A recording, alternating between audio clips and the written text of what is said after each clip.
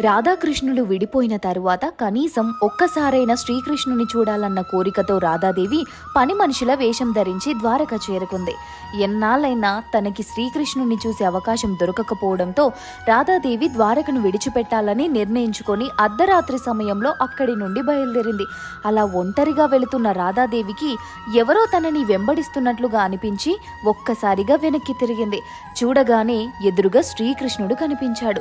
దాంతో రాధాదేవి ఒకవైపు శ్రీకృష్ణుణ్ణి చూశానన్న ఆనందం, మరోవైపు శ్రీకృష్ణుణ్ణి ఇంకెప్పుడు చూడలేనన్న ఆవేదన మొదలైంది. అది గమనించిన శ్రీకృష్ణుడు రాధాదేవిని ఏదైనా వరం కోరుకోమని అడిగాడు.